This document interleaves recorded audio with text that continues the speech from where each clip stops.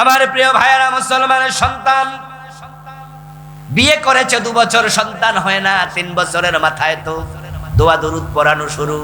4 বছর 5 বছর যাওয়ার পরে এখানে ওখানে দৌড়াদৌড়ি, ডাক্তার শেষ। এবার মন খারাপ, স্বামী মন খারাপ করে বসে আছে অফিসে। কলিগ জিজ্ঞাসা করে, পিঠে আলতো করে থাপ্পড় দিয়ে, মন খারাপ কেন? বলে তোমার ভাবি কাঁদছে সারা রাত, বাচ্চা হবে না, ডাক্তার বলেছে।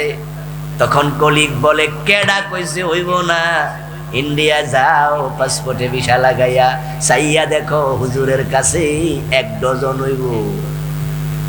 কয়টা লাগবো শুধু চাইয়া দেখো। তখন আপনি আশ্চর্য হয়ে বললেন, কিরে ভাই বলিস কি, কার কাছে চাইলে খোলা মাইয়া হয়? ও কেন শোনো নাই, কেউ ফিরে না খালি হাতে, খাজা বাবার দরবারে। খাজা বাবার কাছে ছেলে মেয়ে চায় এমন লোক বাংলাদেশে আছে না নাই? পীরের কাছে, মরা পীরের কাছে ছেলে চায়। সন্তানের জন্য চট্টগ্রামে বাইজিদ বোস্তামির মাজারে যায়া গাছের মাঝে কাইতন সুতা বাঁধে, কচ্ছপরে খাবার দেয়, বাবা আমার ছেলে দাও, মেয়ে দাও, ঈমান তোমার শেষ। কারণ এটা শিরিক। সন্তান দেয়ার মালিক শুধু কে? আল্লাহ।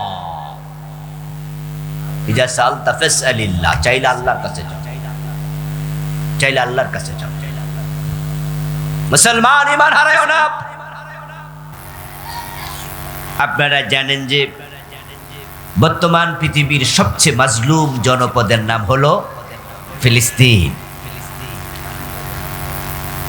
গত 1 বছরে সেখানে সম্ভাব্য লাখের উপরে মানুষকে হত্যা করা হয়েছে। যদিও তার সঠিক কোনো পরিসংখ্যান আমাদের কাছে নেই। একদিনে 500-1000 হত্যা করেছে এমন দিনও আছে। পুরা গাজ্জা, রাফা, খান ইউনুস সহ ফিলিস্তিনের বিশাল একটি অংশ এখন মহাশ্মশান, পৃথিবীর সবচেয়ে বড় কবরস্থান। আমরা আল্লাহর কাছে তাদের জন্য কিচ্ছু করতে পারছি না, কোনো ভূমিকা রাখতে পারছি না, দোয়া তো করতে পারবো নাকি? আল্লাহ তুমি তাদেরকে হেফাজত করো, বলেন আমিন। ফিলিস্তিনের মুসলমানদেরকে জালেমদের জুলুম থেকে আল্লাহ তুমি মুক্তি দাও, বলেন আমিন। আপনারা জেনে থাকবেন, সোশ্যাল মিডিয়ার কল্যাণে জেনেছেন যে আজকে ঢাকাতেও মার্চ ফর গাজ্জা, বিশাল বিক্ষোভ সমাবেশ হয়েছে। আমিও কিছুক্ষণ ছিলাম, আপনাদের এই প্রোগ্রামে অ্যাটেন্ড করার সুবাদে চলে আসতে হয়েছে। মূল প্রোগ্রামে থাকতে পারিনি, আধা ঘন্টা 1 ঘন্টার মতো মাঠে ছিলাম। আমাদের এই বিক্ষোভ, আমাদের এই প্রতিবাদ যেন বিশ্ব মুসলিম উম্মাকে জাগিয়ে তোলে, আল্লাহ সে তৌফিক তুমি দাও, বলেন আমিন। পৃথিবীতে মুসলমানের সংখ্যা 250 কোটি। মুসলমানদের রাষ্ট্র আছে 65 কান্ট্রিজ, 65। ওআইসির সদস্য সংখ্যা 57। পরমাণু শক্তিধর রাষ্ট্র মুসলমানদের মাঝে আছে পাকিস্তান। পৃথিবীর সবচেয়ে চৌকস সেনাবাহিনী যে সকল দেশে আছে তার মাঝে একটা তুরস্ক। যেই দেশের মাটি খুঁড়লে স্বর্ণ পাওয়া যায় আর তেল পাওয়া যায় এমন সম্পদশালী দেশ আরব বিশ্ব, এটাও মুসলিমদের দেশ, ঠিক নয় কি? টাকাওয়ালা দেশ আছে, অস্ত্রওয়ালা দেশ আছে, সেনাবাহিনীওয়ালা দেশ আছে, 250 কোটি মুসলমান আছে। এরপরেও ফিলিস্তিনের তারা মাইর খায়, কারণ তাদের পক্ষে মুসলিমরা যথাযথ ভূমিকা পালন করে নাই। এজন্য কি আল্লাহর কাছে জবাব দেয়া লাগবে না? মুসলমানদেরকে জেগে উঠতেই হবে। প্রিয় ভাইয়ের, আল্লাহর সাহায্য যদি এসে যায়, আমরা আশাবাদী অচিরে মুসলমানরা জেগে উঠবে।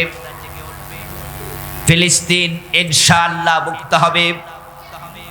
মসজিদে আকসা আবার মুসলমানদের হাতে ফিরে আসবে। ইসরায়েলের সন্ত্রাসীরা নাস্তানাবুদ হবে ইনশাআল্লাহ। আল্লাহ সবই পারেন। ইন্নাল্লাহা আলা কুল্লি শাইইন কাদির, তার ক্ষমতা অসীম। মানুষ যা কল্পনা করে না এমন ঘটনাও আল্লাহ ঘটান। যেমন আমাদের বাংলাদেশেও তো আগস্টের 5 তারিখে যে ঘটনা ঘটছে, এই ঘটনা ঘটবে আমরা কেউ কল্পনা করছি? যারা দেশ থেকে পালাইছে ওরাও কি পালাবে ভাবছিল? বরং ওরা ঘোষণা করেছে ভিশন 2041। 2000 কথা বলে না কেন ভাইরা? আমার কথা কি আপনারা বোঝেন? তাহলে একটু জবাব টবাব দিয়েন আর কি।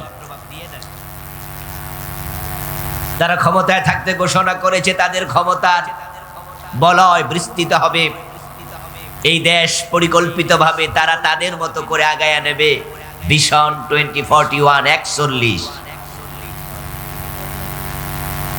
41 তিনবার বানচাল বরবাদ যোগ্য নির্বাচনের মাধ্যমে বিজয়ী হয়ে তাদের দাফট এতটাই বেড়ে গিয়েছিল, তাদের দ্বিতীয় সেকেন্ড লিডার বলেছে কিসের আন্দোলন, এ বছর না ওই বছর, মানুষ বাসে কয় বছর, এর মানে কোনো আন্দোলনও নাই, ক্ষমতাও ছাড়বে না 41। কিন্তু আল্লাহ তাআলা এমন ঘটনা ঘটাইছে, তাদের নিয়োগকৃত সেনাবাহিনী প্রধান জেনারেল ওয়াকার বলে 41 সন না ম্যাডাম 45 মিনিটও নাই, তাড়াতাড়ি পালান। এমন ভাবে পালাইছে, রান্না করা খাওয়া খাবার খেয়ে পালানোর টাইম পায় নাই, কাপড় চোপড় নিয়ে পলাবে সময়ও নাই। পালাইছে পরনে যে কাপড় ছিল ওইটা পইরা। পরে পোলাপান গণভবনে ঢুকে আলমারি খুইলা বিভিন্ন কাপড় ওরা ফেসবুকে দেখাইছে, আপনাদের মনে আসেনি? রান্না করা খাবার মানুষ খেয়েছে, ফ্রিজ ভেঙ্গে ফ্রিজ খুলে বড় বড় মাছ নিয়ে পালাইয়া গেছে পোলাপান, এগুলো ফেসবুকে দিয়েছে। মাছ কিনলো কে, খাইলো কে, রান্না করলো কার জন্য, খাইলো কারা, কাপড় কিনলো কে, পরিধান করলো কে? আসলে আল্লাহ এমন ক্ষমতাওয়ালা, তিনি চাইলে 1 সেকেন্ডে সব লন্ডভন্ড করে দিতে পারেন। আমরা বিশ্বাস করি আল্লাহর কুদরত আসলে ইসরাইল নাস্তানাবুদ হবে, লন্ডভন্ড হবে ইনশাআল্লাহ। আল্লাহ তুমি তাই করো, সবাই বলেন আমিন। প্রিয় দিনী ভাইয়েরা, আল্লাহর অশেষ শুকরিয়া যিনি আমাদেরকে আজকের এই চমৎকার মাহফিলে সমবেত হওয়ার তৌফিক দিলেন, আমাদেরকে সুস্থ রাখলেন, পবিত্র কোরআনের কথা বলার মতো শোনার মতো কোরআন মুখে হৃদয় দিলেন। এই সব নেয়ামতের মালিককে, এজন্য আমরা শুরুতে তাকে কৃতজ্ঞতা জানাই, শুকরিয়া জানাই। সবাই মিলে একবার জোরে জোরে কালিমাতু শুকর পড়ি, আলহামদুলিল্লাহ। আমার দিনী ভাইয়েরা, আমি আপনাদের সম্মুখে পবিত্র কোরআন মাজিদ থেকে সূরাতুন নিসায়ের 137 নম্বর আয়াতে কারিমা তেলাওয়াত করেছি। নবীজি সাল্লাল্লাহু আলাইহি ওয়াসাল্লামের পবিত্র মুখ অনুসৃত একখানা ছোট্ট হাদিসে নববী পাঠ করেছি। আল্লাহ তাআলা তৌফিক দান করলে এখান থেকে কিছু কথা বলবো ইনশাআল্লাহ।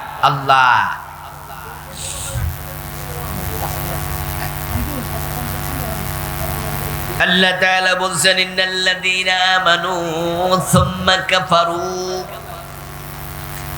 নিশ্চয় যারা ঈমান এনেছে অতঃপর কুফরি করেছে,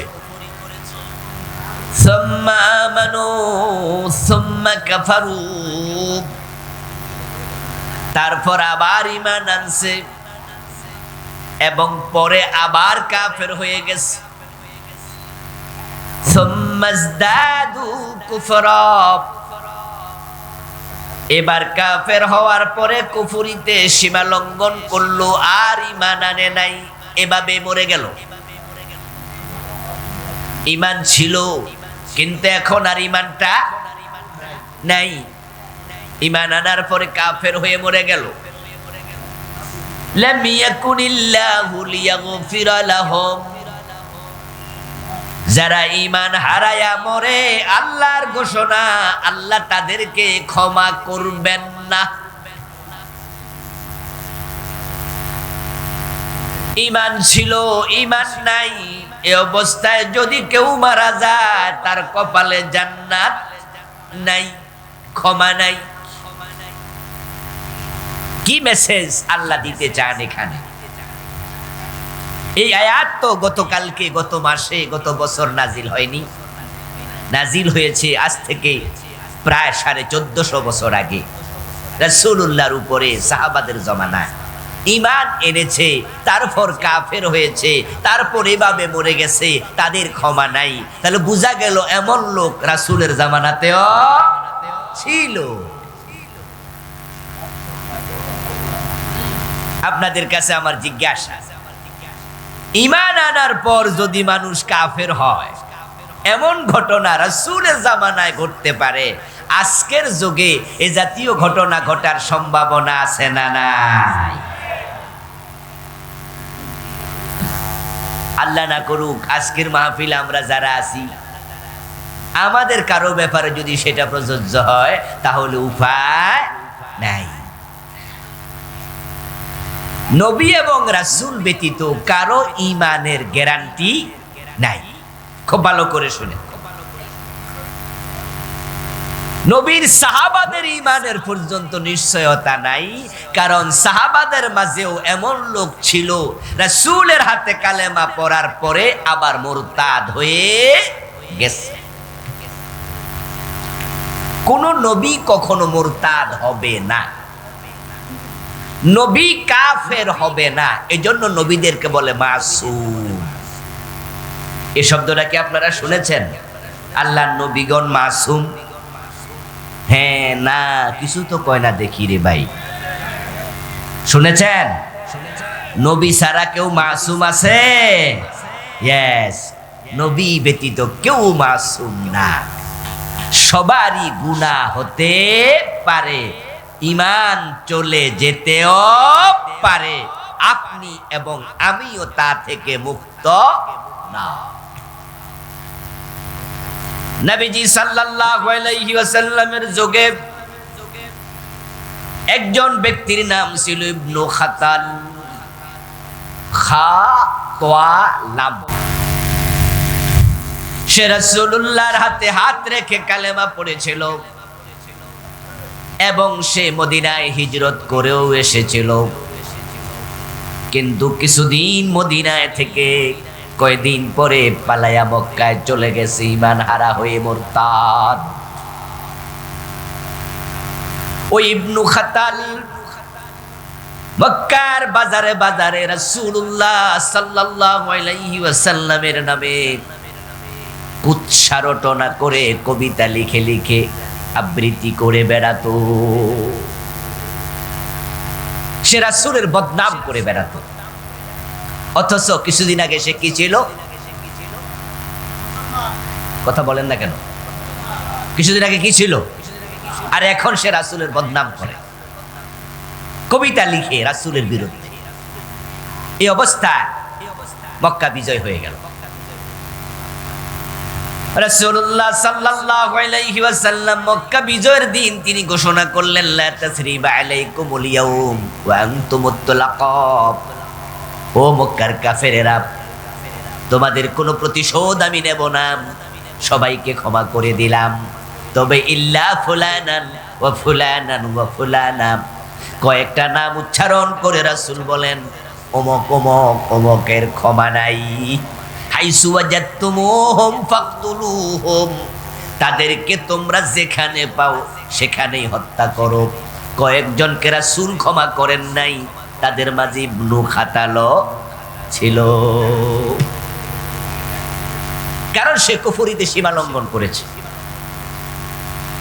ইবনু খাতাল যখন এই ঘোষণা শুনলো যে প্রিয় নবীজি সাল্লাল্লাহু আলাইহি সাল্লাম অনেক কাফেরকে ক্ষমা করেছে, কিন্তু আমার তো ক্ষমা নাই, তাই সে ঘর থেকে বেরিয়ে এক দৌড়ে সে কাবার অঙ্গনে চলে গেল। কারণ সে জানতো পবিত্র কোরআন মাজিদে আছে কাবার সীমানাতে মারামারি করার অনুমতি নাই। কোরআনে আছে ওয়াং দাখালাহু কানা আমিনা, যে হারামে প্রবেশ করবে সে নিরাপদ। এই কথা সে জানতো, তাই সে মনে মনে ভাবে আমাকে যেখানে পাও সেখানে হত্যা করা হবে, এই হুকুম দেয়া হলো, তাহলে আমি কাবা শরীফে চলে যাই, দেখি মারো কেমনে, আর মারলে তো আল্লাহর কথাও মান্য হবে। এজন্য সে দৌড় মাইরা কাবা শরীফের গিলাফের সাথে বুক লাগাইয়া গিলাফ জড়াইয়া ধরে বসে আছে। সাহাবায়ে কেরাম রাদিয়াল্লাহু তাআলা আনহু মক্কা বিজয়ের পরে যখন কাবার অঙ্গনে গেলেন, কাবার ভিতরে 360টা মূর্তি ছিল, কাবার বাহিরে মূর্তি ছিল, কাবাটা কাফেরদের দখলে ছিল, কিন্তু মক্কা বিজয়ের পরে এটা কি কাফেরদের দখলে আছে? নাই। মক্কার কাফেররা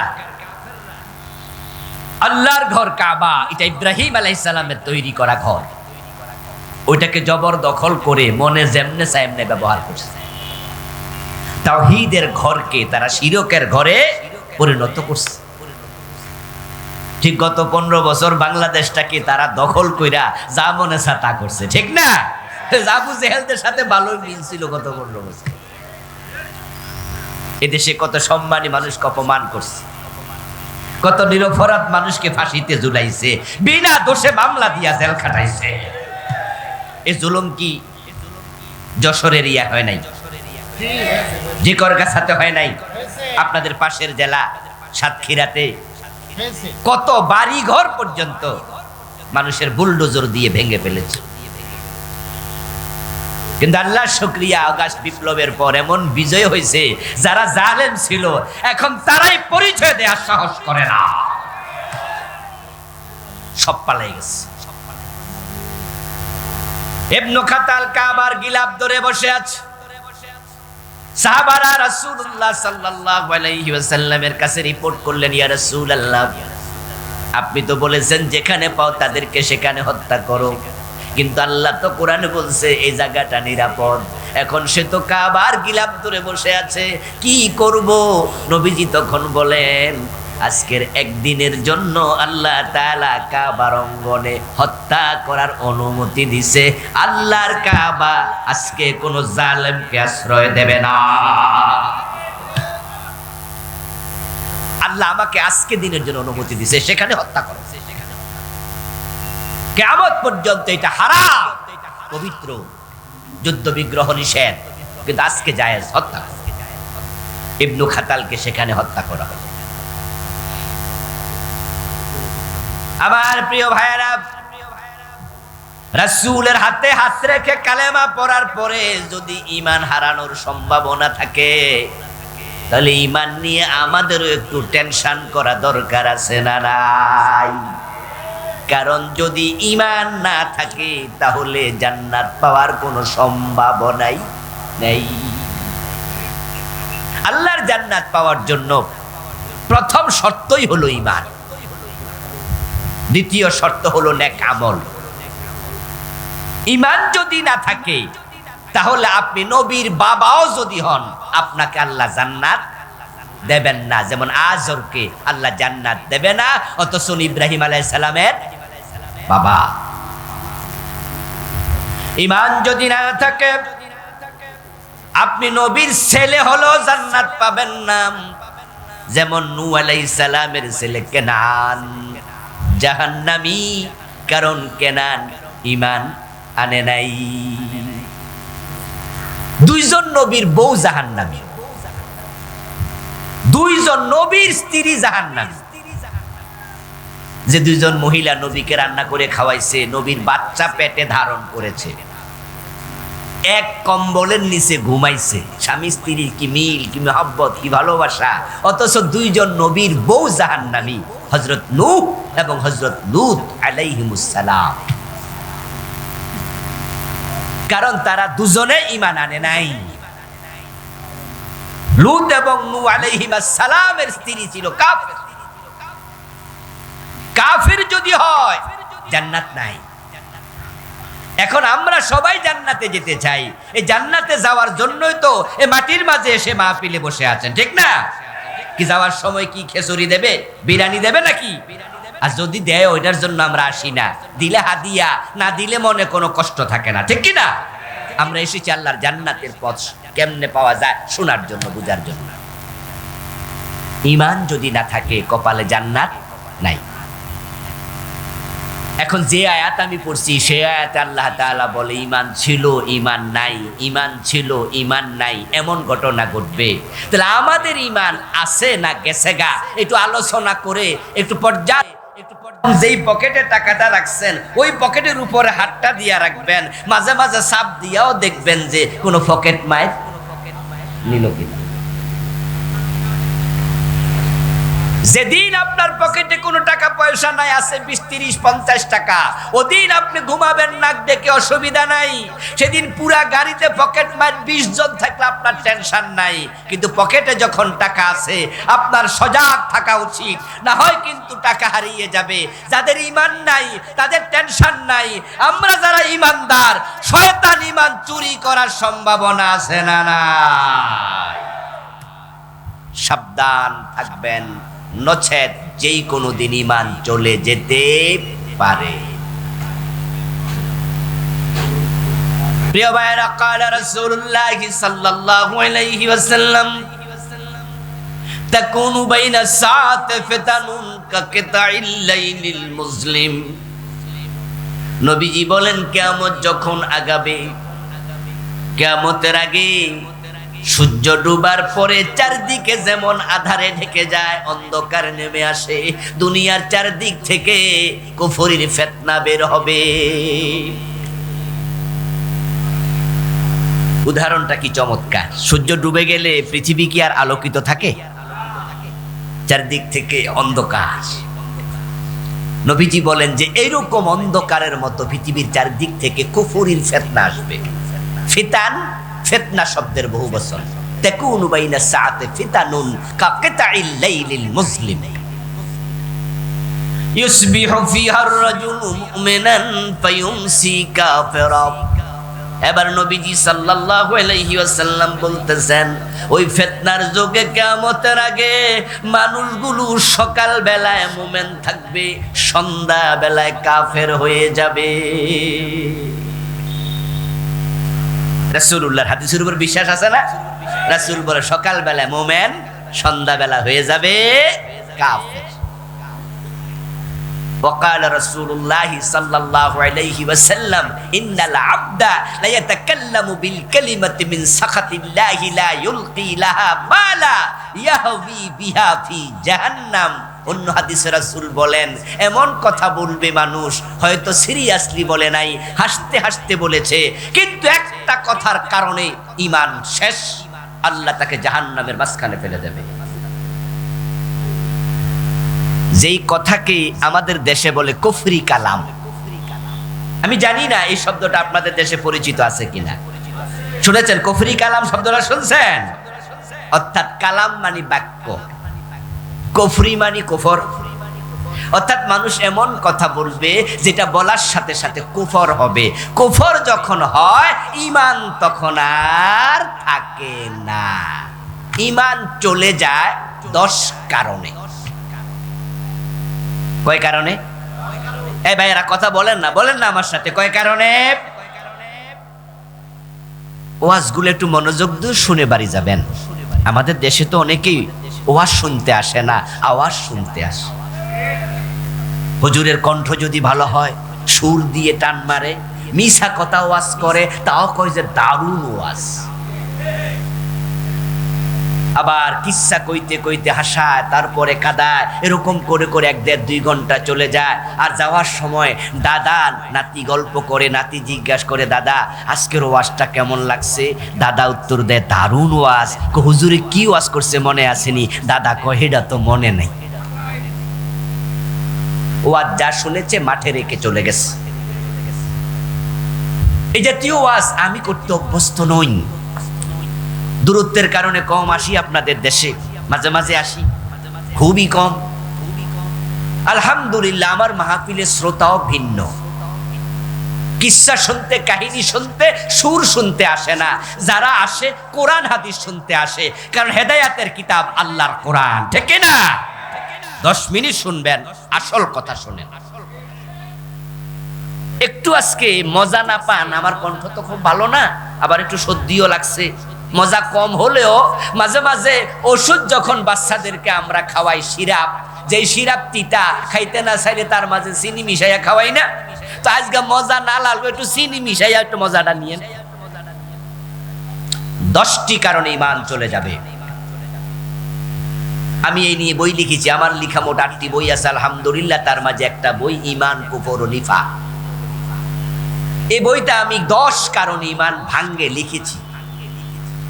ও প্রিয় ভাইরা, মক্তবে শিখেছেন ওযু ভাঙ্গার কারণ, মক্তবে শিখেছেন কোন কোন কাম করলে নামাজ ভেঙে যায়, কোন কোন কাজ করলে রোজা ভেঙে যায়। রোজা ভঙ্গের কারণ জানেন, নামাজ ভঙ্গের কারণ জানেন, নামাজে খারাইছেন, এরপরে হঠাৎ করে পেট খারাপ, একটু হাওয়া বাইর হয়ে গেছে, নামাজ কি চলবে না শেষ? নামাজটা ভেঙে গেছে কারণ ওযুটা শেষ। রোজা রেখেছেন, ওযু করতে গেছেন, ওযু করা অবস্থায় কুলি করার সময় পানি পেটে চলে গেছে, রোজা কি আছে না ভেঙে গেছে? রোজা ভাঙ্গার কারণ শিখেছেন, ওযু ভাঙ্গার কারণ শিখেছেন, নামাজ ভাঙ্গার কারণ শিখেছেন। 10 কারণে ঈমান ভেঙে যায়। এই 10 কারণ কয়জনে শিখেছেন? 100 জন মুসলমানের 90 জনই জানেন।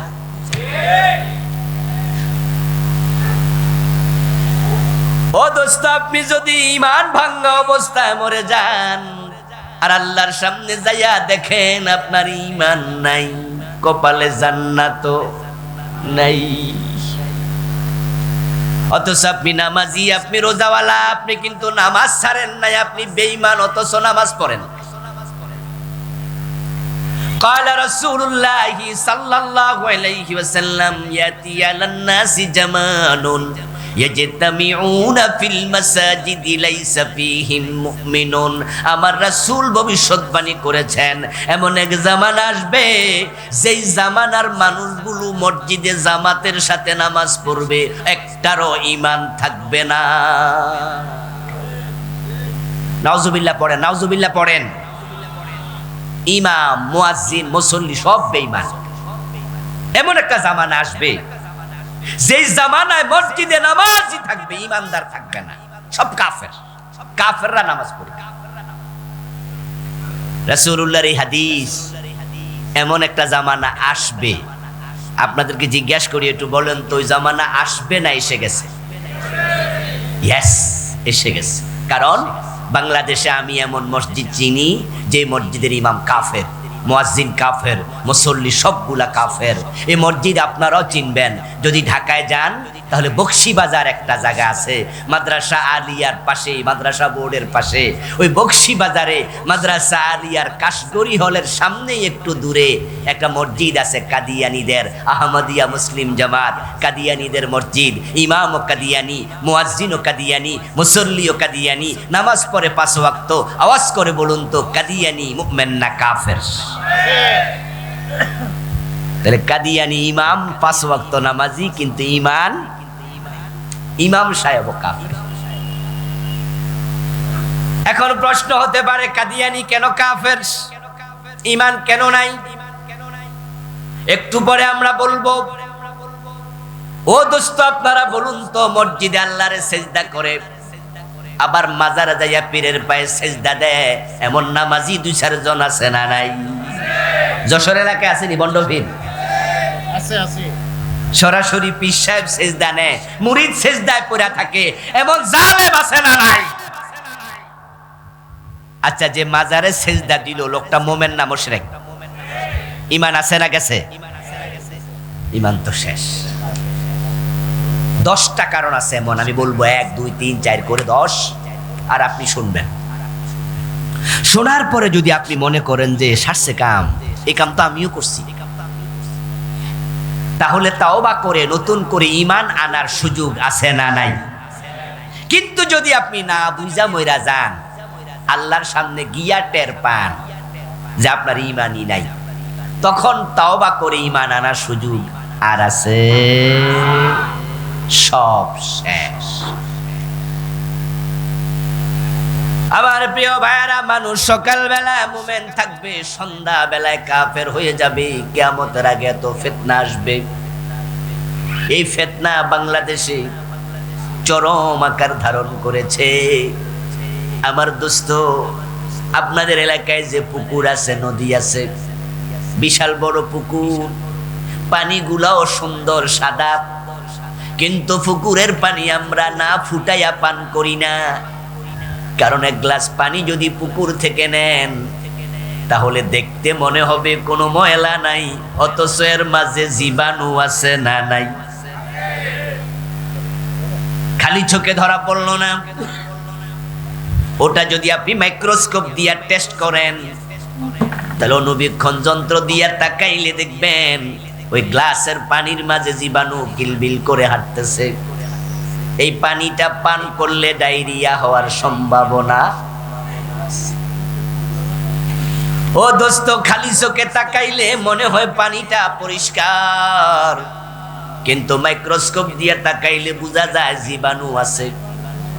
আমরা সমাজে যখন খালি চোখে তাকাই, এই যে মাহফিলের দিকে তাকাই আসি, খালি চোখে তাকাইলে মনে হয় সব ইমানদার মুসলমান, কিন্তু কোরআন এবং হাদিসের মাইক্রোস্কোপ দিয়া যখন তাকাই, তখন দেখি মসজিদ ও মুসলমানের বড় অভাব, বড় অভাব। আমাদের দেশে অধিকাংশ মানুষই বেঈমান। এমনি কয় আর কি 92% মুসলমান। এটা হলো ভোটার লিস্ট। এই তালিকার মাঝে তাসলিমা নাসরিনের নামও আছে।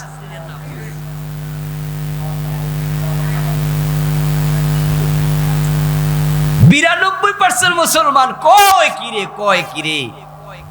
রাসূলুল্লাহ বলছে, কিয়ামত যখন ঘনাবে তখন কুফরি বাড়বে, মানুষ কাফের হইতে একটা দিন আসবে যখন আসমানের নিচে জমিনের উপরে ঈমানওয়ালা একজনও আর থাকবে না।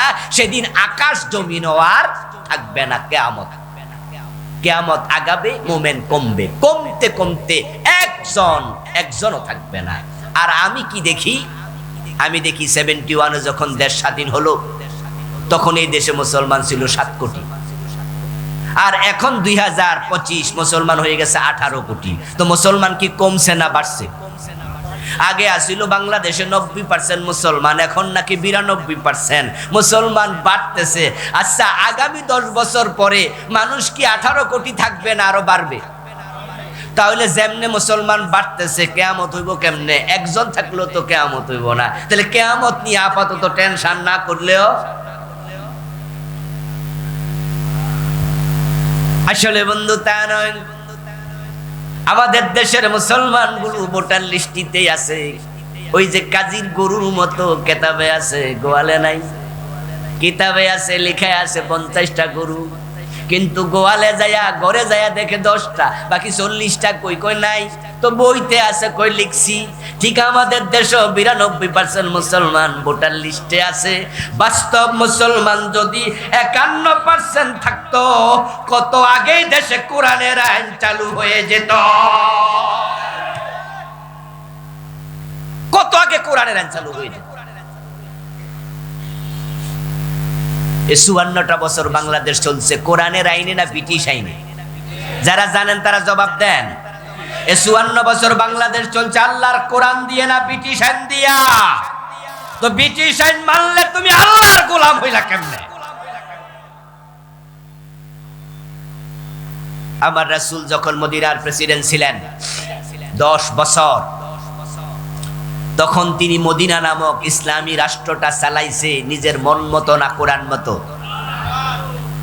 আপনি না রাসূলের উম্মত, আপনি না মুমিন, আপনার দেশ কেন চলবে ব্রিটিশ আইনে? কোরআনে আছে চোর ধরে হাত কাটো, আপনার সংবিধান বলে চোর ধরে জেলে দাও। কোরআনে আছে মদ, হাদিসে আছে মদ পান করলে 80 বেত লাগাও। আপনার সংবিধান বলে মদ পান করলে অসুবিধা নাই, সরকার যদি অনুমতি দেয়। যেমন শেরাটন সোনারগাঁ হোটেলে মদের বার আছে না নাই? শেরাটন আর সোনারগাঁতে 2 কাপ মদ খাইলে কোনো বিচারও নাই, পুলিশে ধরতেও যায় না। রাসূল বলেছে মদ পান করলে 80 বেত দিতে হবে, আর আমার দেশে আইন করলো মদ পান করলে জেলে দাও। আল্লাহ আইন দেয় একটা, ব্রিটিশ দেয় আরেকটা। এখন মুসলমান কি আল্লাহরটা মানবে না ব্রিটিশেরটা মানবে? অথচ আমরা কারটা মানতেছি। এরপর আমরা বলি আমরা মুমিন। মনে মনে কি ভাবেন, হুজুর আমরা আবার কাফের হব কেমনে, ইমান যাবে কেমনে? আমরা তো কোরআন মানি, কোরআন পড়ি, জিকির করি দিন 100 বার লা ইলাহা ইল্লাল্লাহ। ও দোস্ত আমার কান খুলে শোনো, পুরা কোরআন স্বীকার করা লাগবে না কাফের হওয়ার জন্য। যে ব্যক্তি পুরা কোরআন মানে না সে তো কাফের বটে। কেউ যদি বলে 15 পারা মানি আর 15 পারা মানি না, সে কি অর্ধেক মুমিন না কাফের? তো যে পুরা মানে না সে কি? যে অর্ধেক মানে না সে কি? না, অর্ধেক কাফের। যদি কেউ বলে 29 পারা মানি 1 পারা মানি না, সে কি? যদি কেউ বলে 113 সূরা মানি 1 সূরা মানি না, কেউ যদি বলে 1 অক্ষর মানি না, সেও কাফের।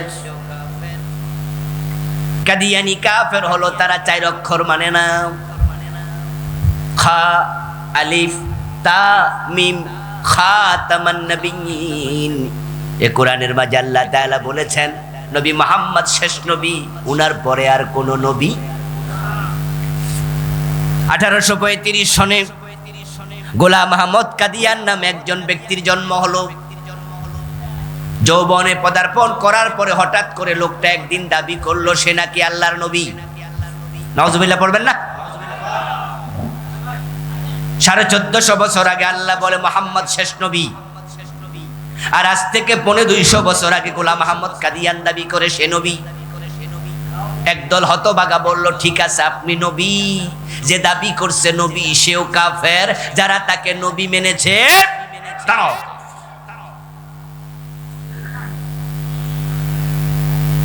কাদিয়ানীরা কাফের হলো, কোরআনের একটা মেসেজ রাসূল শেষ নবী অস্বীকার করলো তাই। আর বাকি ইসলাম পুরাটা কাদিয়ানীদের মাঝে আপনি পাবেন। তারাও 5 ওয়াক্ত নামাজ পড়ে আমাদের মতোই, তারাও রোজা রাখে, তারাও হজ করে, তারাও যাকাত দেয়, তাদেরও টুপি দাড়ি পাজামা পাঞ্জাবি পাগড়ি মেসওয়াক সব আছে।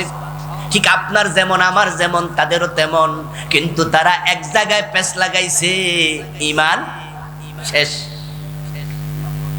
অঙ্কের মতো অঙ্ক, ঈমান হলো অঙ্কের মতো 10 লাইন লম্বা অঙ্ক।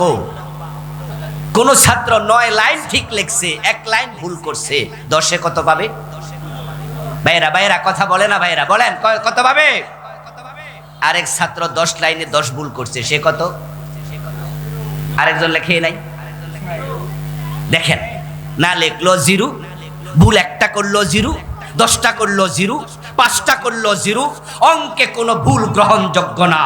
বিসমিল্লাহর বা থেকে মিনাল জিন্নাতি ওয়ান নাসের সিন পর্যন্ত এই কোরআনে যা আছে সব মানা লাগবে। একটা স্বীকার করলে ঈমান থাকবে না, কুফর হয়ে যাবে। কাদিয়ানী তারা কাফের, একটা বিধান মানলো না। আপনাদের কাছে আমি প্রশ্ন করতে চাই, জবাব দিয়েন যারা জানেন। ইবলিস শয়তান সে মুমিন না কাফের? ইয়েস। আবা ওয়াস্তাকবারা ওয়া কানা মিনাল কাফিরিন, সেও কাফের। এবার বলুন তো ইবলিস আল্লাহর কয়টা আইন মানে নাই? মাশাআল্লাহ, জোরে বলেন না কয়টা? আচ্ছা আমরা মানি না কয়টা? হিসাব মিলাইয়েন কিন্তু।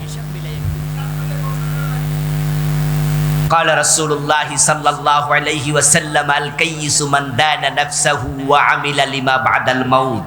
নবীজি সাল্লাল্লাহু আলাইহি সাল্লাম বলেন দুনিয়ার সবচেয়ে সচেতন চালাক ওই আল্লাহর বান্দা যে আত্মসমালোচনা করে, নিজেকে কন্ট্রোলে রাখে, নিজের দোষ নিজে খুঁজে বেড়ায়, তারপরে তাওবা করে, সে হলো চালাক। আমরা কি নিজের দোষ খুঁজি না মানুষের দোষ খুঁজি? এটা হলো ব্যাককলের লক্ষণ। আর যে নিজের দোষ খোঁজে এটা হলো চালাক লোকের লক্ষণ। প্রিয় ভাই আমার, কওমি আলিয়া মাযহাবি লা মাযহাবি কেয়ামি লা কেয়ামি 88 দেওয়ান বাগ সরসিনা সরমনাই পীরের মুরিদ গাইরে মুরিদ, আমরা যত আলেম ওলামা আছি সবাই মিলে কাদিয়ানীরে কাফের ফতোয়া দিলাম, কারণ তারা আল্লাহর একটা বিধান মানে না। শয়তান রে কাফের বলে দিলাম, কারণ শয়তান আল্লাহর একটা আইন মানে নাই। আল্লাহ বলেছিলেন আদম রে সিজদা করো, শয়তান কয় করমু না, ঈমান শেষ। এবার আল্লাহ কই সরু ধরে হাত কাটো, 54 বছরে কাটলেন না। আল্লাহ বলে জেনা করলে 100 বেত লাগাও, বিবাহিত হলে পাথর মারো, রাসূল শিখাইছেন, মানলেন না। ডাকাতি করলে শুলে চড়াও, এই আইনও মানলেন না। মদ পান করলে 80 বেত লাগাও, রাসূলুল্লাহর এই আইন মানলেন না। আল্লাহ কোরআনে বলে আলা লাহুল খালকু ওয়াল আমরু, সাবধান, সৃষ্টি যার, আইন চলবে শুধু তার। 54 বছর আল্লাহর আইন দিয়া বাংলাদেশ একদিনও চালাইলেন না। শয়তান একটা মানে না, সে কাফের, আর নিজেরা ডজন ডজন বাদ দিলেন। ঈমান আদৌ আছে নাকি?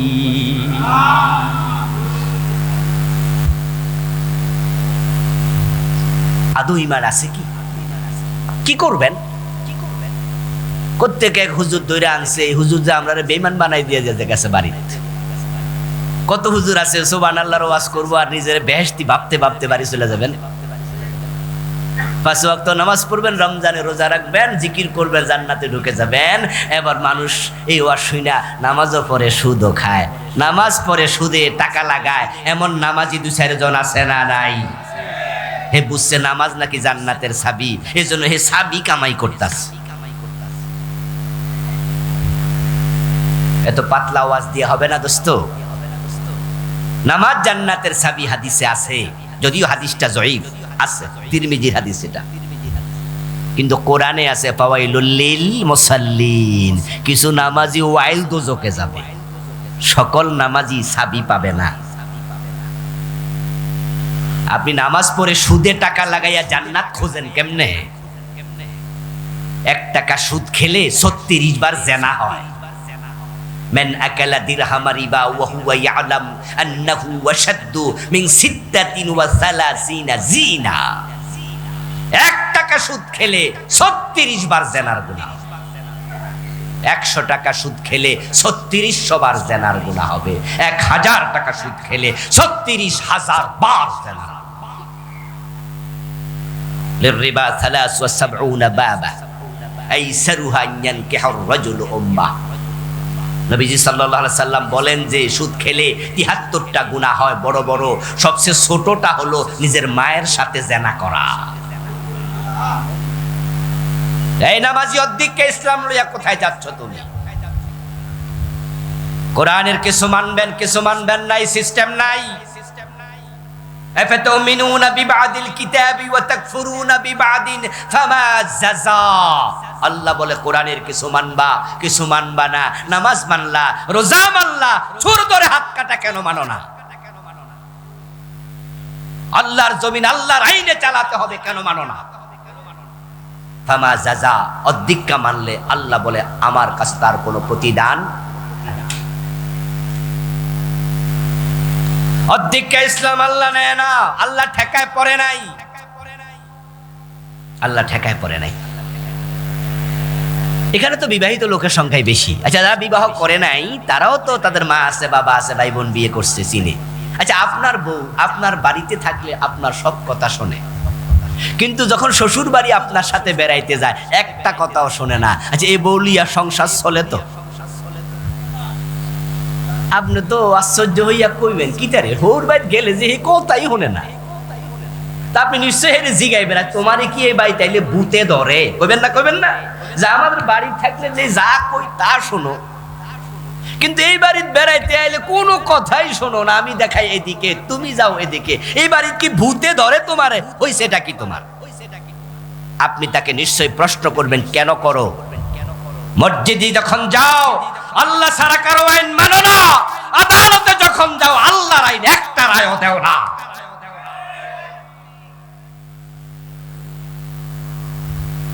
মসজিদে ঢোকেন কোন পা দিয়ে? ভাইয়েরা কথা বলেন, কোন পা? বের হন কোন পা? আমার রাসূল ডান পা দিয়ে ঢুকেছে, এটা সুন্নাত।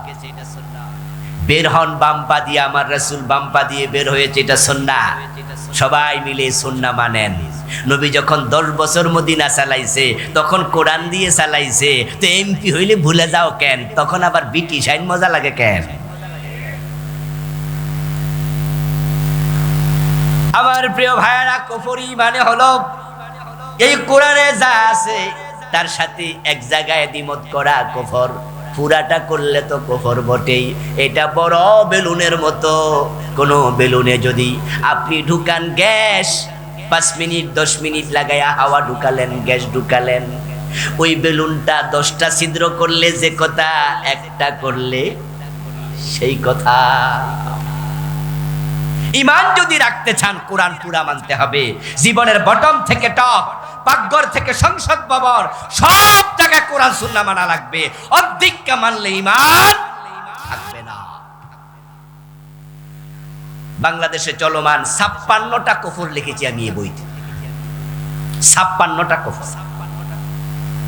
তার মাঝে একটা জঘন্য কুফর সমাজে এখন ক্যান্সারের জীবাণুর মতো ঢুকেছে, এটার নাম হচ্ছে সেকুলারিজম, ধর্ম নিরপেক্ষতা। এই শব্দ শুনছেন নি? বাংলাদেশে ইসলামী দলগুলা ছাড়া যত দল আছে সবগুলো সেকুলারিস্ট, সব মানুষগুলো ওই দলের সেকুলারিস্ট, সবগুলো ধর্ম নিরপেক্ষ। ইসলামী দলের বাহিরে যত দল আছে সবাই ধর্ম নিরপেক্ষ। আমি দায়িত্ব নিয়ে সিরিয়াসলি বলছি, ইসলামী দলের বাহিরে যারাই আছো তোমরা সবাই কুফরি করছো।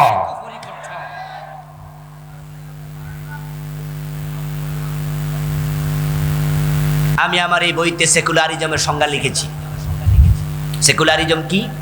দি belief religion should not be involved with any social, ordinary social and political activities in a country. Cambridge ডিকশনারির বরাত দিয়ে আমার বইতে আমি সেকুলারিজমের সংজ্ঞা যে লিখলাম, ধর্ম নিরপেক্ষতা হচ্ছে ওই বিশ্বাস, বিশ্বাস, বিশ্বাস কর্ম নয়, বিশ্বাসের নাম ঈমান। ধর্ম নিরপেক্ষতা হলো ওই বিশ্বাস যে সমাজে, রাষ্ট্রে, রাজনীতিতে ধর্ম কোনো প্রভাব ফেলবে না, ধর্ম দিয়ে সমাজ চলুক, রাজনীতি চলুক, এটা দরকারই নাই। অথচ আমরা সবাই জানি ইসলাম হলো পূর্ণাঙ্গ জীবন বিধান। উদখুলু ফিস-সিলমে কাফা। আপনি থাকবেন যেখানে, ইসলাম থাকবে সেখানে। সেকুলারিজম কুফরি মতবাদ, ফিরে না আসবা জাহান্নামে। আমার আজকের ওয়াজের কারণে ইসলাম কায়েম হয়ে যাবে নাকি? এত সোজা নাকি? কেউ কেউ বলে হুজুর এই ওয়াজ না কইরা নামাজের ওয়াজ করেন, পর্দার ওয়াজ করেন, জিকিরের ওয়াজ করেন, কামে লাগবো। আপনি ইসলামী রাষ্ট্রের ওয়াজ করতেছেন, সব জায়গায় ইসলাম মানা, বাংলাদেশে হবে না, কবে হয় জানি না। আমি বলবো দোস্ত, ইসলাম আসলো কি আসলো না, কায়েম হলো কি হলো না, ওইটা আমার দেখার বিষয় না। কিন্তু আমি বেঈমান হয়ে মরতে চাই না, আমি ঈমান নিয়ে মরতে চাই। আল্লাহর কুরআনকে জীবনের সব ক্ষেত্রে মানার মতো লোক যদি একজন হয়, ও নবীজি আপনি বলুন, ও রাজাদিরাজ আল্লাহ, ক্ষমতার মালিক তুমি, যাকে মনে চায় তুমি ক্ষমতা দাও, আবার যার উপর রেগে যাও ক্ষমতা থেকে টেনে নামাইয়া দাদার বাড়ি, মামুর বাড়ি, দিল্লি পাঠায়া দাও। ক্ষমতার মালিক তুমি, চাইলে রাখো, চাইলে পালাইয়া দাও। কাঙ্গালরে ক্ষমতা দাও, রাজারে জেলখানার কয়েদি বানাইয়া দাও। ক্ষমতার মালিক আল্লাহ, জনগণ নয়। এটা কুফর, এটা শিরিক, জঘন্য ঈমান হরণকারী। যখন হিন্দুদের দুর্গা পূজা আসে তখন দেখবেন ছাগলের 3 নাম্বার বাচ্চার মতো কিছু লোক লাফাইয়া লাফাইয়া ঈমান হারায়, অযথা ঈমান হারায়। আচ্ছা, আপনাদের এলাকায় আমরা যারা এখানে আমার সামনে আছেন, আপনারা কেউ কি দুর্গা পূজায় মূর্তি পূজা করেন? কোন মুসলমান করে? কোন মুসলমান কি পূজা মণ্ডপ বানা? কেমনে মুশরিক হয়? এই জন্য বলছি আমি ছাগলের 3 নাম্বার বাচ্চার মতো হয়। ছাগলের 3য় বাচ্চা মানে কি জানেন তো?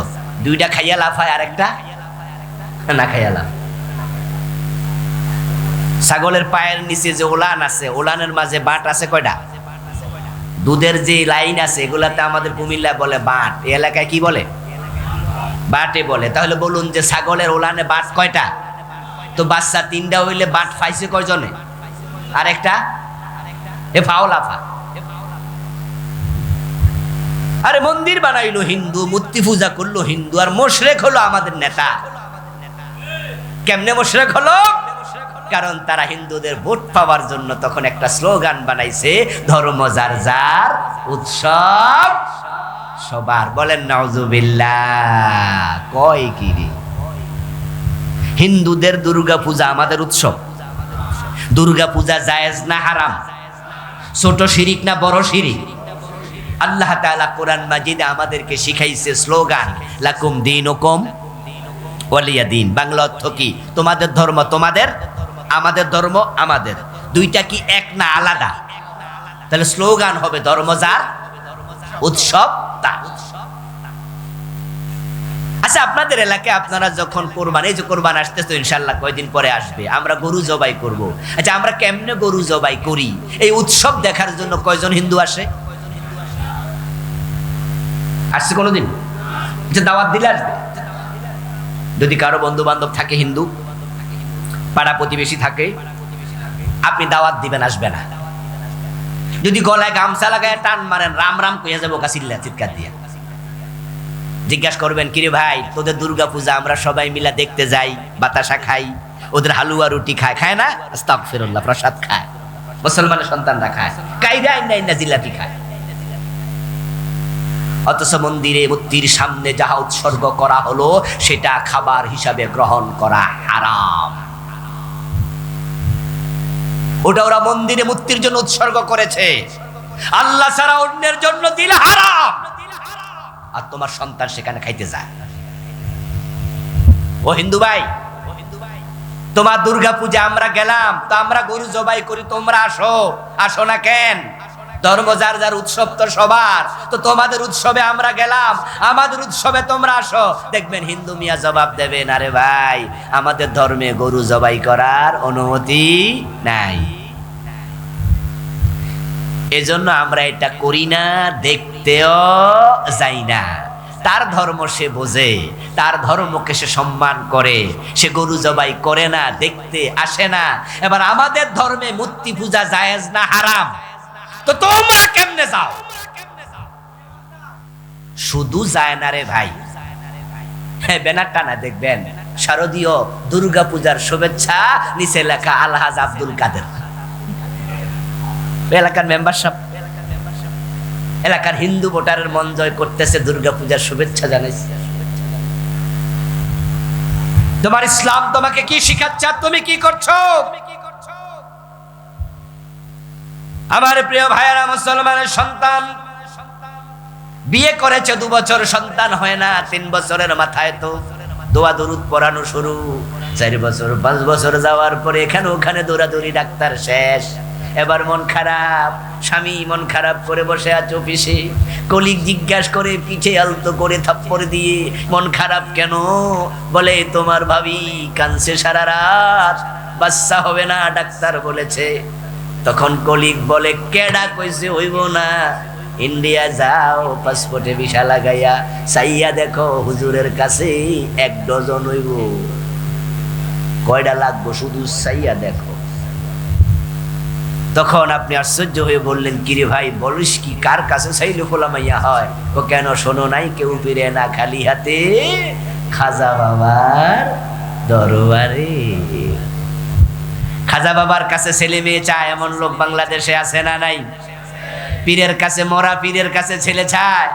সন্তানের জন্য চট্টগ্রামে বাইজিদ বোস্তামির মাজারে যায়া গাছের মাঝে কাইতন সুতা বাঁধে, কচ্ছপ করে খাবার দেয়, বাবা আমার ছেলে দাও, মেয়ে দাও। ঈমান তোমার শেষ, কারণ এটা শিরিক। সন্তান দেয়ার মালিক শুধু কে? আল্লাহ।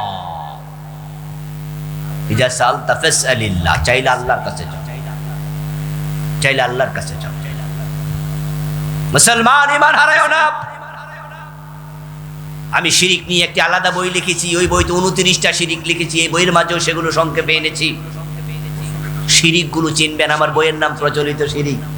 1-2 ভাই পড়েছে, জানে। বিভিন্ন রাইটাররা লিখেছে, পড়বেন, কারণ শিরিক যদি ঢুকে যায় ঈমান থাকে না। Very sensitive. ক্যান্সারের জীবাণু দেহে ঢুকলে যেমন বিপদ, শিরিক ঢুকলে আরো বেশি বিপদ। ঈমান চলে যাবে। 3য় কারণ নেফাক। প্রথমটা ছিল কুফর, দ্বিতীয়টা শিরিক, তৃতীয় কারণ নেফাক ইতিকাদি। যদি অন্তরে মুনাফিকি ঢোকে ঈমান থাকবে না। 4 নাম্বার, এখন মুনাফিকি কি বলার সময় নাই, 12টা বেজে গেছে, কয়টা বলবো, আরো তো 7টা রয়ে গেছে সামনে, ব্যাখ্যা করা যাবে না। প্রিয় ভাইরা, নিফাক গুলো চিনবেন, কোরআনে আল্লাহ তাআলা বলেছে এগুলো। কিছু মানুষ আছে যারা জিহাদের কথা শুনলে জঙ্গিবাদের গন্ধ পায়, জিহাদ কথা শুনলে চেহারা কালো হয়ে যায়, এই সবগুলো মুনাফিক। ইজা উনজিলাত সূরাতুম মুহকামা ওয়া যুকিরা ফীহাল কিতাল রাআইতাল লাযীনা ফী কুলুবিহিম মারাদুন ইয়ানজুরুনা ইলাইকা নাজারাল মাগশিয়্যি আলাইহি মিনাল মাউত। আল্লাহ কোরআন মাজিদে বলেন, ও নবী, আপনি দেখবেন আপনার সামনে যারা বসে আছে তাদের মাঝে এমন কিছু মানুষ আছে, যখন আমি আল্লাহ জিহাদের আয়াত নাজিল করি, ওই আয়াত আপনি তেলাওয়াত করে শোনান, জিহাদের কথা শুনলে দেখবেন তাদের চেহারা কালো হয়ে গেছে, তারা ভয়ে জড়সড় হয়ে যায়, মনে হয় যেন মৃত্যু দেখতেছে, আজরাইল নিয়ে আবার চলে আসছে। জিহাদের কথা শুনলে ভালো লাগে না, এটা মুনাফিকের লক্ষণ। আরে গত 15টা বছর জিহাদের ওয়াজ করার কোনো পরিবেশ ছিল না, জিহাদের ওয়াজ করলে জঙ্গির মামলা দিয়েছে এই জালেমগুলো সব মুনাফিক। জিহাদের কথা বলার সুযোগ আমরা পাইনি, অথচ জঙ্গিবাদের সাথে জিহাদের কোনো সম্পর্ক নাই। জঙ্গিবাদ হারাম, জিহাদ করা ফরজ। আমার রাসূলকে জিহাদ করেন নাই, 27টি যুদ্ধ উনি নিজে কি ছিলেন? সেনাপতি। 27 যুদ্ধে প্রতিটা সাহাবী ছিল মুজাহিদ। আরে আজকে ভাইয়েরা, জিহাদ আমরা ভুলে গেছি, তাই ফিলিস্তিনে মাইর খাচ্ছে। যদি আমরা জিহাদ জানতাম, একসময় মুসলমানের এক হাতে ছিল তলোয়ার আর এক হাতে ছিল কোরআন, তারা কোরআনের বাহিরে চলে নাই, চলতে কারোরা দেয় নাই, অন্যায় দেখেছে যেখানে তলোয়ার দিয়ে প্রতিরোধ করেছে সেখানে। যদি আমরা অন্যায়ের বিরুদ্ধে দাঁড়াতে জানতাম, ফিলিস্তিনে বোমা বিস্ফোরণের সাহস ইসরায়েল দেখাতো না।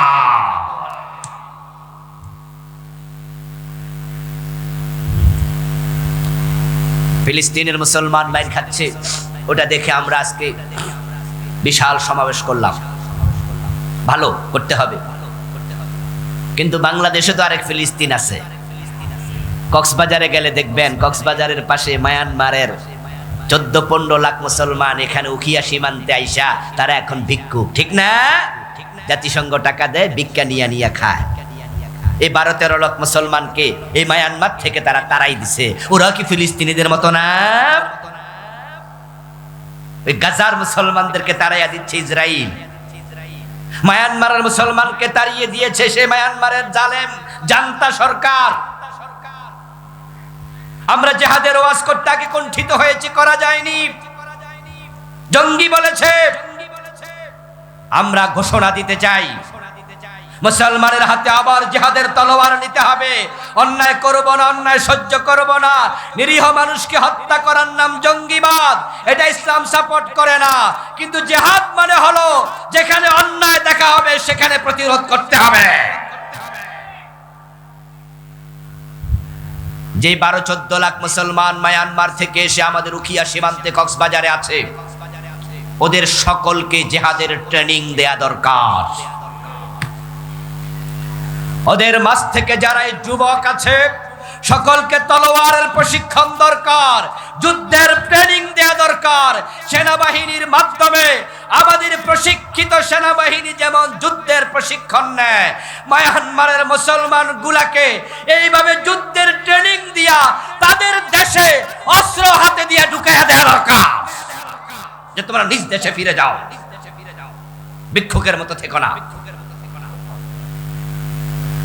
এই দুনিয়া কি জানেন? দুনিয়া হচ্ছে শক্তের ভক্ত নরমের জম, শক্তের ভক্ত নরমের জম। 12-14 লাখ রোহিঙ্গা, তার মাঝে 6 লাখ আছে কমপক্ষে পুরুষ, তার মাঝে 3 থেকে 4 লাখ আছে ইয়াং পোলাপান। প্রত্যেকটাকে সেনাবাহিনীর ট্রেনিং দেয়া দরকার। ডক্টর ইউনূসের সরকারকে আমি বলবো, বাংলাদেশ গভর্নমেন্টকে বলবো, আর কত বছর খাওয়াবেন ওদেরকে? এই 12-14 লাখ এগুলা তো বাড়তেছে না, বাচ্চা হচ্ছে না। আগামী 5 বছর পরে কত লাখ হয়ে যাবে? হয়তো 20 লাখ। কথা বুঝেন? আগামী 5 বছর পরে সেটা যদি 20 লাখ হয়ে যায়, 10 বছর পরে হয়ে যাবে 30 লাখ। হঠাৎ যদি কোনো কারণে জাতিসংঘ তাদের সাহায্য বন্ধ করে দেয়, এই 30 লাখ লোক তখন খাওয়াবে কে? আমাদের দেশের কি টাকা কি বাইয়া পড়তেছে? এই 40 লাখ লোক কে খাওয়াবে? তখন খাবারের অভাব দেখা দিলে পেট কোনো আইন মানে না। ওই 12-14 লাখকে বন্দী করার জন্য, নির্দিষ্ট এরিয়ায় রাখার জন্য কাটা তারের বেড়া দিয়েছ। এই বেড়া তারা ভেঙে তখন আমাদের বাংলাদেশে ঢুকবে, চুরি ডাকাতি শুরু করে দেবে, পুরা দেশ অস্থির হয়ে যাবে। জাতিসংঘের মাধ্যমে প্রফেসর ইউনূস প্রস্তাব রেখেছে মায়ানমারে তারা আবার ফিরিয়ে নেবে। ইতোমধ্যে 1,80,000কে ফিরিয়ে নিতে রাজি হয়েছে।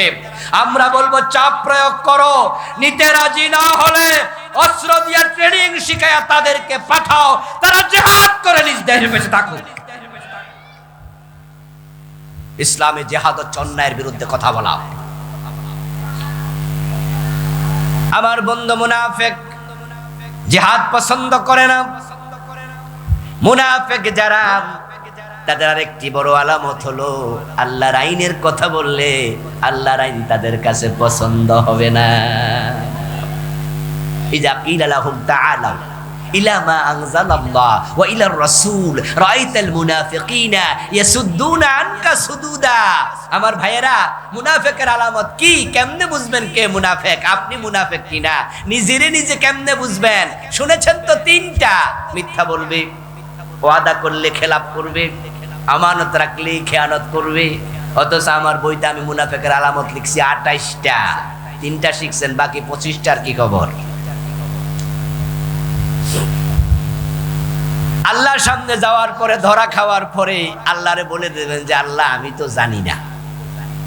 আর আল্লাহ বলবে ও ব্যস্ত ছিলা তো, জানতে টাইম পাও নাই, বেহেশতে চলে যাও। এত সোজা? জানা, শিখা, ইলম অর্জন করা নফল না ফরজ? শিখতেই হবে। 3 নাম্বার। 4 নাম্বার হচ্ছে যাতে ঈমান চলে যাবে, সেটা হলো রাসূল ছাড়া কাউকে আদর্শ হিসাবে গ্রহণ করলে।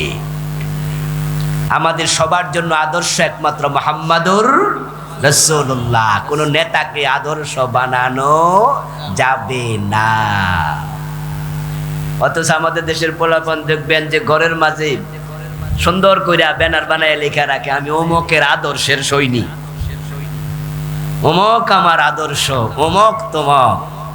নবী মুহাম্মদ ছাড়া অন্য কাউকে আদর্শ মানলে ঈমান থাকবে না। লাকাদ কানা লাকুম ফি রাসূলিল্লাহি উসওয়াতুন হাসানা। নবীজির মতো মহান নেতা থাকতে কে নেতা হয়? কে তোমার আদর্শ হয়?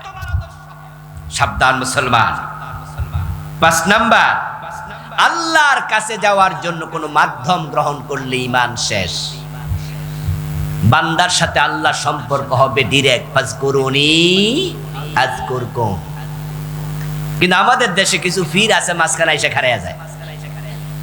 এজন্য মুরিদেরা সরাসরি আল্লাহর কাছে চায় না, ওরা ফিরের কাছে যায়, ফিরে আবার আল্লাহর কাছে চাইয়া দেয়।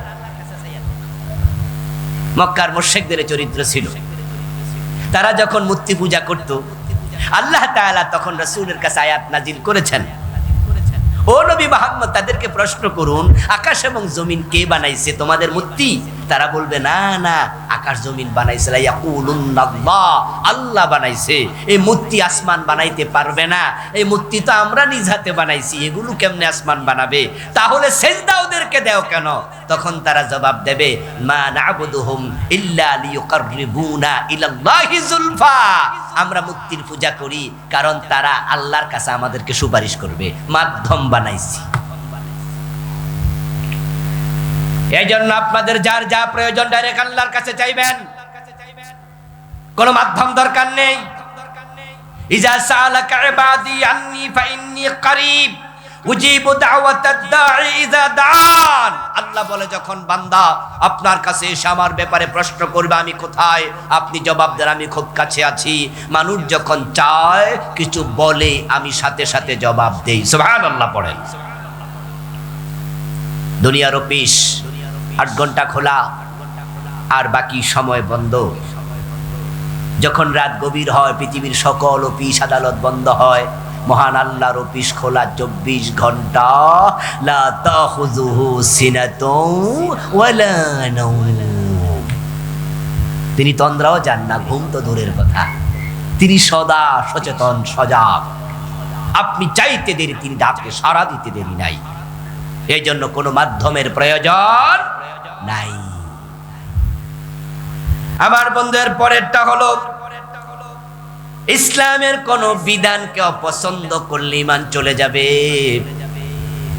ছেলেটা পছন্দ হয়েছিল মেয়ের জন্য, কথাবার্তাও ঠিক হয়েছে, কিন্তু সমস্যা হলো ফোলার মুখে দাঁড়িয়ে আছে। শুধু দাড়ি থাকার কারণে মেয়ে বিয়ে দেয় না, এমন লোক আছে না নাই? তাহলে সে কিন্তু ছেলেরে অপছন্দ করে না। অপছন্দ করছে কাকে? দাড়ি কার সুন্নাহ? কথা বলে না ভাইয়েরা, কার সুন্নাহ? তুমি ইসলামের একটি অনুষঙ্গকে অপছন্দ করেছো। ঈমান দাড়ি না রাখলে ঈমান যাবে না, অপছন্দ করলে ঈমান যাবে। এই যে টুপি আমি খুললাম, কোনো গুনাহ হয়েছে নাকি? কিন্তু যদি কেউ টুপিকে পায়ের তলায় দেয় ঈমান চলে যাবে। নেগলেক্ট করে ফেলে দেয়, টুপির ব্যাপারে নেগেটিভ মন্তব্য করে, ঈমান চলে যাবে। টুপি মাথায় দেয়া সুন্নাহ, কিন্তু টুপির বিরোধিতা করা কুফর।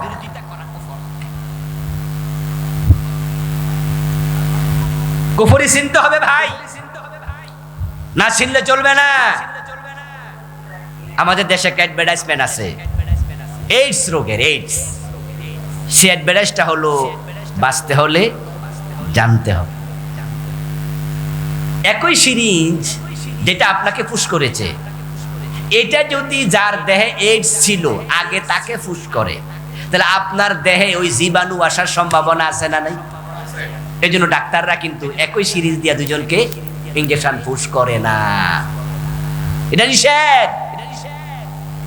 যেই লোকের দেহে এইডস আছে, যেই ব্লেড দিয়া তার মাথা কামাইছে, শেভ করছে, ওই ব্লেডে যদি তার ব্লাড লাগে, রক্ত লাগে, আর আপনাকে ওই ব্লেড দিয়ে আবার মাথা কামায়, আপনার শেভ করে, ওই রক্ত আপনার দেহে ঢোকে, তাহলে এইডস এর জীবাণু চলে যাবে। এগুলো সচেতনতা বলে বাঁচতে হলে জানতে হবে। এখন ঈমান বাঁচাতে হলে কোন কোন কাজ করলে ঈমান চলে যায় জানা দরকার আছে না নাই? জানার দায়িত্ব আপনাদের, জানার দায়িত্ব আপনাদের। ডাক্তার শুধু বলে দেয় আপনার ডায়াবেটিক আছে, সুগার লেভেল আপনার এত, পরবর্তীতে সকালবেলা হাঁটাহাঁটি করা ডাক্তারের দায়িত্ব নাকি? এখন থেকে আর চিনি খাওয়া যাবে না, এটা কি ডাক্তার মেনটেন করবে? ডাক্তার আপনার বইলা দিছে যে আপনার সুগার লেভেল ভালো না, আপনার ডায়াবেটিস আছে। এখন খাবার কন্ট্রোল করো, সকালবেলা জগিং করো, চিনি অ্যাভয়েড করো। এখন এই দায়িত্ব আপনার। আমরা আলেম ওলামা, আমরা শিরক কুফর এগুলো ঈমান বিধ্বংসী বলে দেই। এখন বাকিটা শিখে তা থেকে বেঁচে থাকার দায়িত্ব কার? আপনাদের। আল্লাহ তাআলা আমাদের সকলকে যাবতীয় কুফর থেকে, শিরক থেকে, ঈমান বিধ্বংসী কাজ থেকে নিজেকে হেফাজত করার তৌফিক দিন। সবাই বলি আমিন। প্রিয় ভাইয়েরা, ওই যে আমার সামনে গাড়িটা আছে, যারা বাংলা পড়তে পারেন, আমার লেখা 8টা বই আছে, কুফর, শিরক, সালাত, এরপরে আপনার রাসূলুল্লাহর মেরাজ, রাসূলুল্লাহর জীবনী, পরিবার। ড্রাইভার সাহেব থেকে বই সংগ্রহ করবেন, বাসায় বসে বসে পড়বেন।